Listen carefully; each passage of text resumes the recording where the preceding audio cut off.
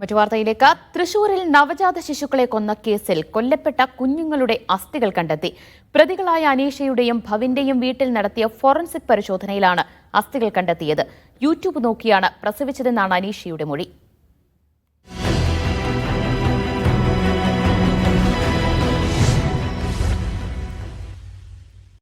പ്രതി അനീഷയുടെ വെള്ളിക്കുളങ്ങരയിലെ വീട്ടിൽ നടത്തിയ പരിശോധനയിലാണ് ആദ്യത്തെ കുഞ്ഞിന്റെ അസ്ഥികൾ കണ്ടെത്തിയത്.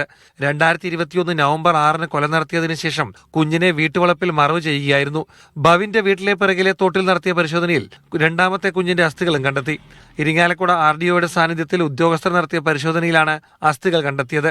കൂടുതൽ ഫോറൻസിക് പരിശോധനയും DNA പരിശോധനയും പിന്നീട് നടത്തും. ആദ്യത്തെ എക്സിബിഷൻ കഴിഞ്ഞായിരുന്നു. രണ്ടാമത്തെ ഇപ്പോൾ ഈ വീടിന്റെ പരിസരത്തുള്ള ഇവിടെ ഇപ്പം നടന്നുള്ളത്. ഇപ്പൊ ഇവിടുന്ന് നമുക്ക് സക്സസ് ആണ്. അസ്ഥി ബോൺ കിട്ടിയിട്ടുണ്ട്.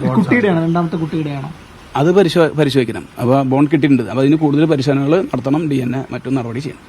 യൂട്യൂബ് നോക്കിയാണ് പ്രസവരീതി മനസ്സിലാക്കിയത് എന്ന് അനീഷ പോലീസിന് മൊഴി നൽകി. ലാബ് ടെക്നീഷ്യൻ കോഴ്സിന്റെ ഭാഗമായി പഠിച്ച കാര്യങ്ങളും സഹായമായി.